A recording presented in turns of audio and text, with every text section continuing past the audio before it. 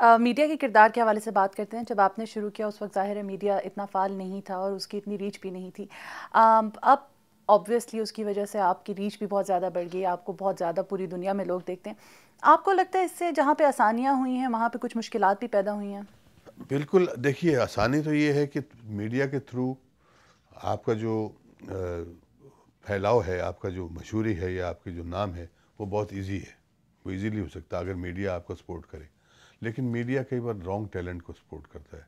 Rating बढ़ाने के लिए वो सस्ते में सस्ता, गिरे में गिरा, वल्गर में वल्गर प्रोग्राम आपको दिखाएँगे, जो कि अगेंस्ट सोशल रिस्पॉन्सिबिलिटीज़ जो है मीडिया की, उसके अगेंस्ट है। They should keep something in mind कि सोशल रिस्पॉन्सिबिलिटीज़ उनकी हैं, यंग जनरेशन की तरफ उनकी रिस्पॉन्सिबिलिटी है, लैंग्वेज हमारे ट्रेडिशंस की तरफ उनकी रिस्पॉन्सिबिलिटीज़ हैं। तो ये चीज़ें उनको ध्यान में रख के प्रोग्राम सेलेक्ट करने चाहिए। हमने जब शुरू किया था गैरियर, तो ऑल इंडिया रेडियो पे गाने के लिए पहले सेंसर बोर्ड हुआ करता था।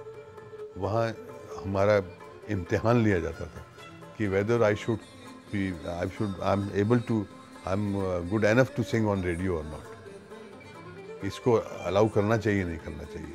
अभी तो आप अपना एल्बम बनाइए, आप पैसे दे के चलवा लीजिए, तो चला देगा मीडिया, क्योंकि कोई सेंसरशिप नहीं है, कुछ नहीं है। लेकिन वहाँ पूरी कमेटी बैठती 3 आदमी की, वो सिलेक्ट करते थे, वो ग्रेड दिया जाता है कि ए ग्रेड है आर्टिस्ट है, बी ग्रेड है, सी ग्रेड है। फिर सिलेक्शन ऑफ पोइट्री भी रेडियो की तरफ से दी जाती थी कि आप इसमें से गा सकते हैं। उसमें जो अप्रूव्ड पोइट हैं, फैज़ अहमद फैज़, जिगर मुरादाबादी, दाग, गालिब, जितने अच्छी पोइट्री है, उसकी पोइट्री में से आप गा सकते हैं। दूसरा कोई बाहर का गाना हो तो नहीं गा सकते आप। इस तरह की रिस्ट्रिक्शंस थी। तो अभी ये रिस्ट्रिक्शन लानी चाहिए, अगर नहीं तो क्या है कि it is going to dogs, everything is going to dogs. आपकी कैसे हर एल्बम पहले से मुनफरिद और मुख्तलिफ होती है, इसका क्या राज है जगजीत साहब? नहीं, राज कुछ नहीं, मैं बस क्योंकि मेरी अप्रोच ये रहती है कि हर एल्बम जो है वो एक नई शुरुआत है।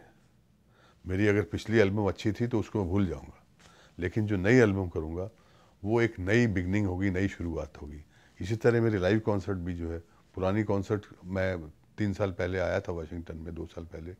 उस वक्त क्या हुआ था, कहाँ हुआ था, मुझे कुछ याद नहीं कैसा हुआ था। आज जो कॉन्सर्ट हुई है, मेरी कंसंट्रेशन उसी भी होगी, उस वो एक मेरी नई नई मुझे बिगनिंग मिल रही है, नई ओपनिंग मिल रही है, उसको कामयाब करूँगा।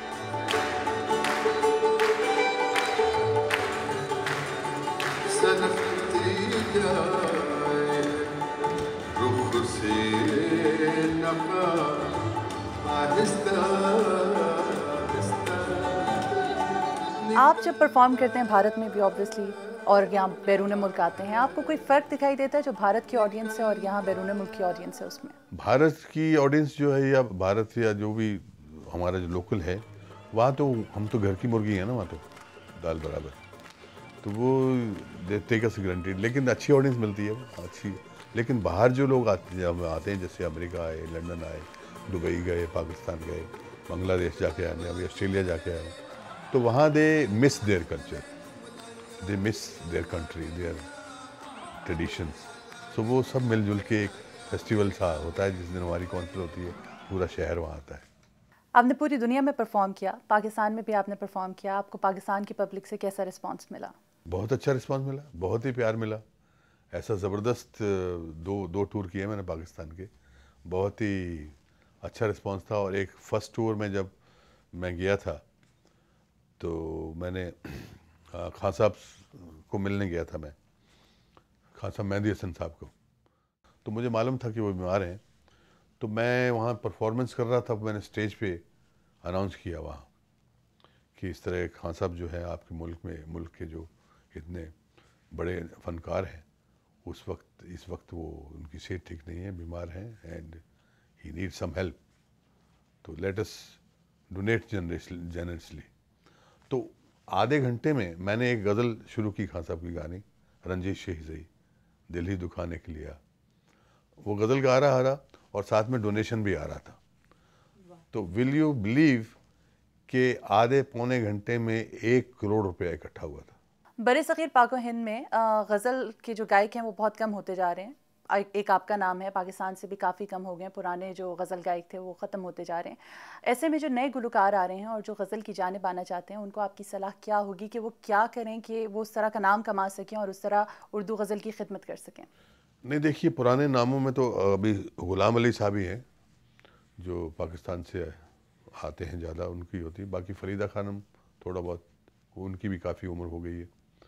बाकी नए गुलकार जो आते हैं बाकी, तो वो गज़ल गा सकते हैं, ऐसी बात नहीं, गा सकते, लेकिन उनको कामयाबी नज़र नहीं आ रही गज़ल में, उनको कुछ फ्यूचर नज़र नहीं आ रहा। इंडिया में आपको गज़ल का मुस्तकबिल कैसा लग रहा है?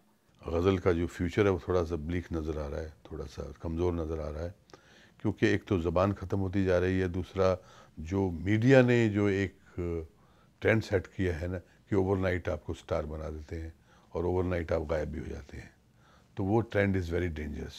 उससे जो है आज की जो जनरेशन है वो मौसीकी सीखना नहीं चाहती, वो लैंग्वेज सीखना नहीं चाहती, वो हर पोइट्री जो है रोमन लैंग्वेज में रखते हैं, चाहे हिंदी हो चाहे उर्दू हो। जब तक मेरा तो ठीक ही है, मैंने तो अभी रिटायर होने जा रहा है 2-4 साल में, तो लेकिन कुछ मुस्तकबिल कुछ गड़बड़ी है इंडिया में। जगजीत साहब, बहुत शुक्रिया वॉइस ऑफ अमेरिका के लिए वक्त निकालने के लिए। थैंक यू, शुक्रिया बहुत बहुत।